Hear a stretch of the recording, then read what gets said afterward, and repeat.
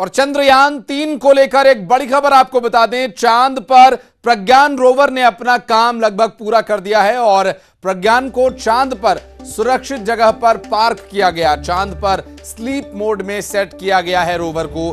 दरअसल एपीएक्सएस और एलआईबीएस पेलोड को ऑफ कर दिया गया है और पेलोड्स का डाटा लैंडर के जरिए पृथ्वी पर ट्रांसमिट कर दिया गया है। रोवर की बैटरी अभी फुल चार्ज है। 22 सितंबर को चांद पर फिर सूर्योदय होगा। सोलर पैनल सूर्य की तरफ रिसीवर ऑन रखा गया है। सनराइज के बाद रोवर के फिर से काम करने की उम्मीद है। अगर वो नहीं जगा तो हमेशा चांद पर भारत के लूनर एम्बेसडर के तौर पर वो मौजूद रहेगा।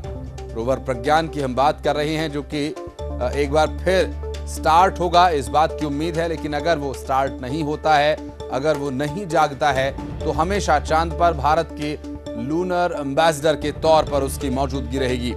रोवर प्रज्ञान जो कि 22 तारीख को एक बार फिर अपने काम पर लौटेगा, इसकी उम्मीद है।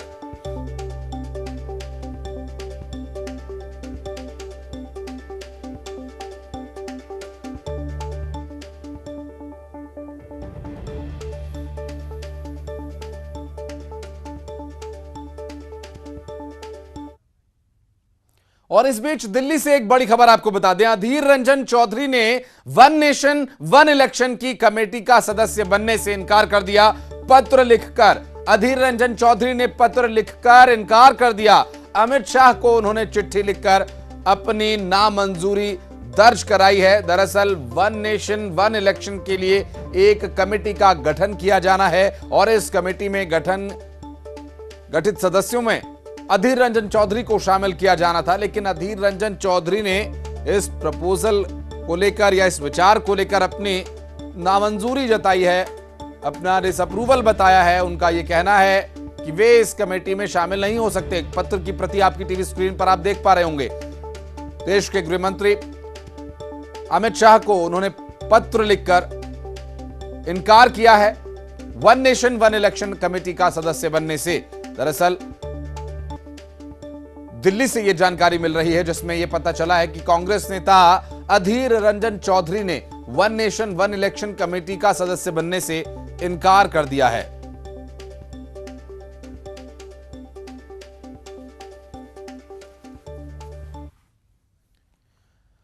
और मंडला में एक बेकाबू ट्रक स्कूली बच्चों से टकराते हुए एक दुकान में जा घुसा।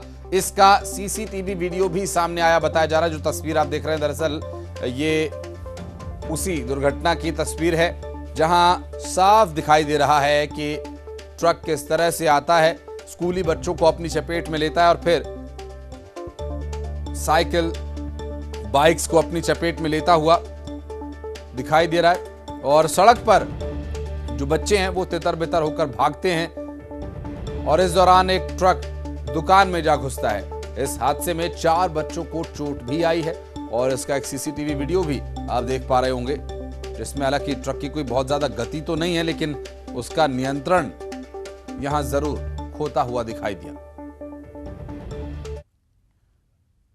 दुर्ग के नंदनी इलाके में बाइक में छिपकर बैठे कोबरा सांप को देखकर बाइक सवार मालिक के पसीने छूट गए।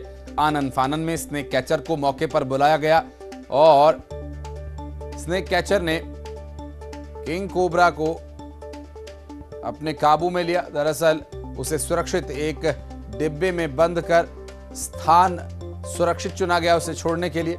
और सांप को काबू करने के दौरान वो बार बार फुफकार रहा था, फन मार रहा था और कोबरा के फन को देखकर वहां मौजूद हर कोई सहम गया।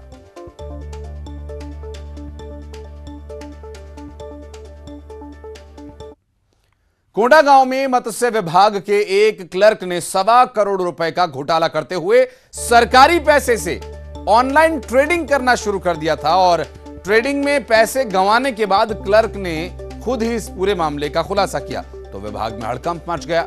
अधिकारियों ने थाने में इसकी शिकायत दर्ज कराई है और अब सिटी कोतवाली पुलिस पूरे मामले की जांच पड़ताल कर रही है। आरोपी संजय सिंह गढ़पाले मत्स्य विभाग कोंडागांव और नारायणपुर के चार्ज में था और 1 साल के दौरान उसने अधिकारी के फर्जी साइन कर 1.25 करोड़ रुपए के सरकारी रुपयों को अपने खाते में ट्रांसफर किया। उस रकम को ऑनलाइन ट्रेडिंग में गंवाया। पुलिस की माने तो आरोपी के पास से 1 लाख रुपए की रकम, कंप्यूटर और बैंक के पासबुक जब्त किए गए हैं।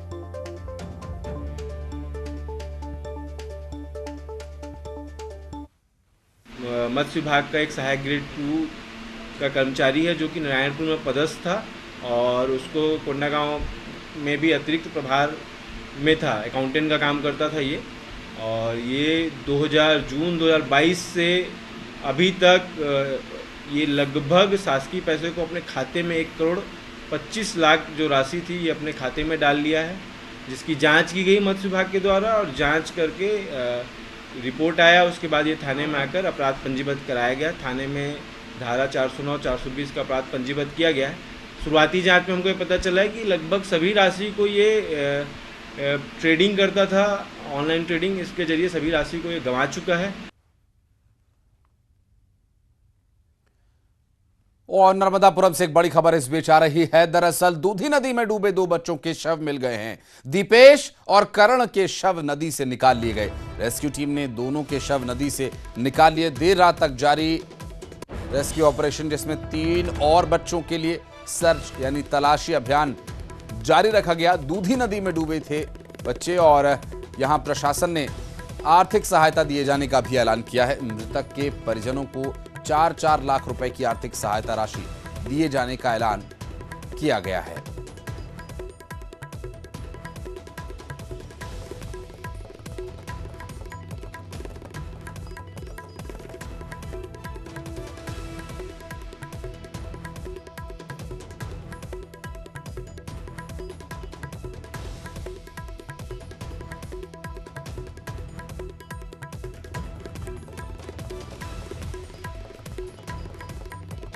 दो बच्चों के शवों को बाहर निकाल लिया गया था।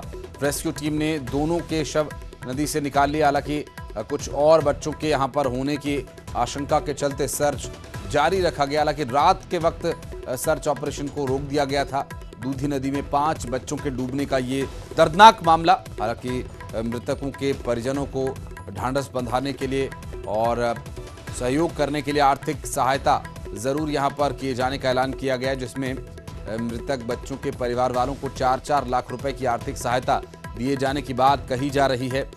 हालांकि सर्च ऑपरेशन अभी मुकम्मल नहीं हुआ है और जो 3 बच्चे और तलाशे जा रहे हैं, कब तक उनकी बरामदगी होगी ये देखने का विषय है। देवास के सिल्वर कॉलोनी में शहर काजी और अन्य के साथ विवाद के बाद मामले में औद्योगिक थाना पुलिस ने काजी पर धारा 307 और 25 आर्म्स एक्ट एट्रोसिटी एक्ट की धारा बढ़ा दी है। देवास एसपी संपत उपाध्याय ने बताया कि सीसीटीवी फुटेज के आधार पर 307 की धारा बढ़ाई गई है।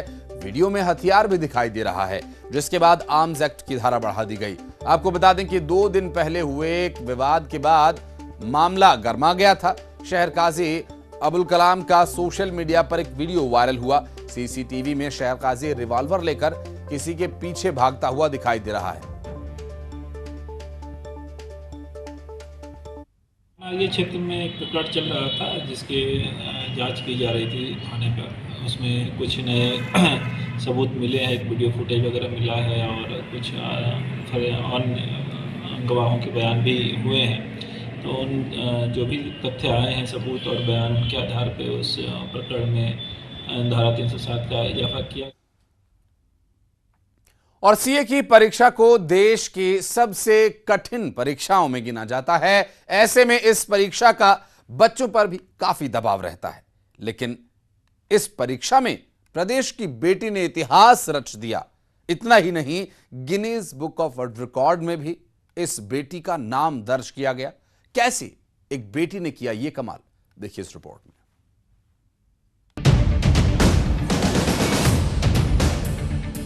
मुरैना के रहने वाली नंदिनी सबसे कम उम्र की चार्टर्ड अकाउंटेंट बन चुकी हैं। दुनिया में सबसे कम